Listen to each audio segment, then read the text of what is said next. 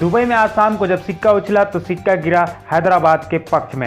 हैदराबाद के दोनों ही सलामी बल्लेबाज डेविड वार्नर और रिद्धिमान साहा उसकी तरफ से पारी की शुरुआत करने के लिए आए, लेकिन वार्नर ने इस बार हैदराबाद को निराश की। इससे पहले कि सनराइजर हैदराबाद अपने दोनों ही ओपनर से एक बेहतरीन शुरुआत की उम्मीद करता, वार्नर नोकिया की तीसरी ही गेंद पर कैच आउट हो।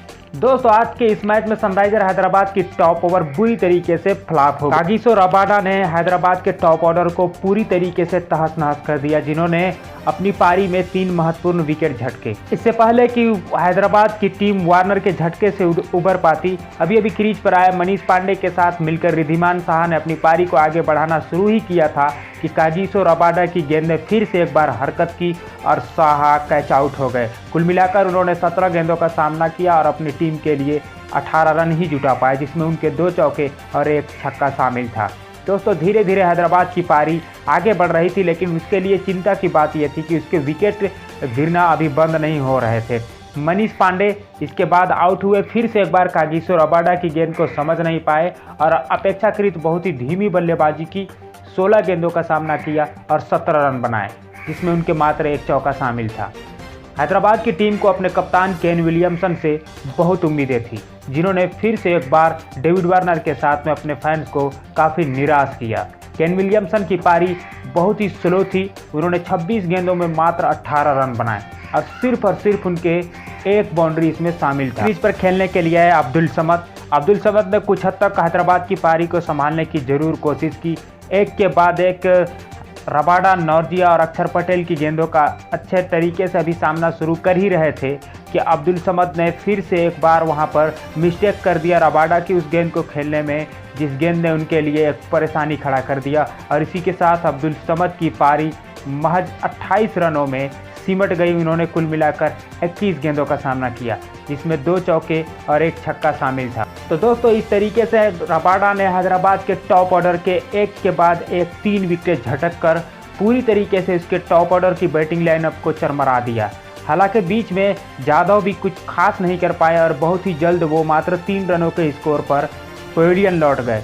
तो इस तरीके से हैदराबाद की पूरी टॉप ऑर्डर की बैटिंग लाइनअप फिर से एक बार धत साबित हुई रबाडा के गेंदों के सामने और उनके बल्लेबाज कोई बड़ा स्कोर खड़ा करते हुए अपनी टीम को एक बड़े टोटल की तरफ नहीं ले पाए।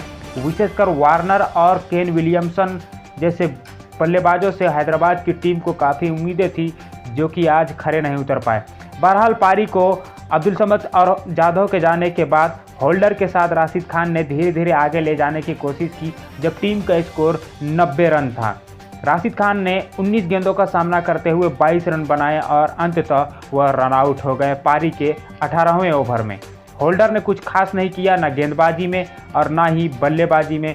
बल्लेबाजी में सिर्फ उन्होंने 9 गेंदों का सामना करते हुए 10 रन बनाए और अक्षर पटेल का शिकार हुए। तो इस तरीके से टॉस जीतकर पहले बल्लेबाजी के लिए उतरी हैदराबाद की टीम ने कुल मिलाकर 9 विकेटों के नुकसान पर निर्धारित 20 ओवर में 134 रनों का टारगेट खड़ा किया, जो कि दिल्ली के बल्लेबाजों के लिए बहुत ही छोटा टारगेट साबित हुआ।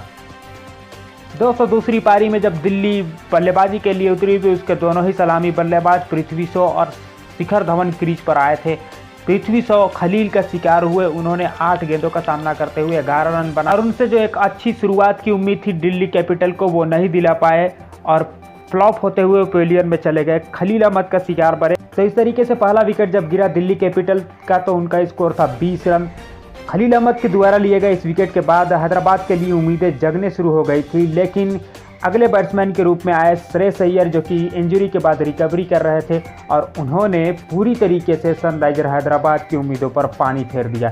श्रेयस अय्यर अंत तक मैदान पर डटे रहे, जब तक कि उन्होंने दिल्ली कैपिटल को जीत नहीं दिला दी और कुल मिलाकर श्रेयस अय्यर ने अपनी शानदार पारी में 41 गेंदों का सामना करते हुए नाबाद 47 रन बनाए, जिसमें उनके 2 चौके और 2 छक्के शामिल थे। दूसरी छोर पर टिके हुए थे शिखर धवन, जिन्होंने अपनी टीम के लिए बहुत ही बेशकीमती 42 रन बनाए थे। मात्र 37 गेंदों का सामना किया था और उन्होंने शानदार 6 चौके और 1 गगनचुंबी छक्का लगाया था और अंततः शिखर धवन रशीद खान का शिकार बने। तो इस तरीके से हैदराबाद की इनिंग की तरफ से मात्र 2 गेंदबाजों ने सफलता हासिल की। खलील अहमद और राशिद खान के रूप में दोनों ने ही 1-1 विकेट लिया और इसके बाद दिल्ली ने बहुत ही आसानी के साथ में उस टारगेट को पारी के 17.5वें ओवर में हासिल कर। दोस्तों कागिसो रबाडा की शानदार गेंदबाजी और श्रेयस अय्यर के धमाकेदार बल्लेबाजी के बारे में आपकी क्या राय है हमें कमेंट करके जरूर बताएं। और आईपीएल की और ऐसे ही लेटेस्ट हाइलाइट्स और अपडेट के लिए हमारे चैनल को सब्सक्राइब करना ना भूलें। मिलते हैं अगले वीडियो में, तब तक के लिए मुझे दीजिए इजाजत। जय हिंद।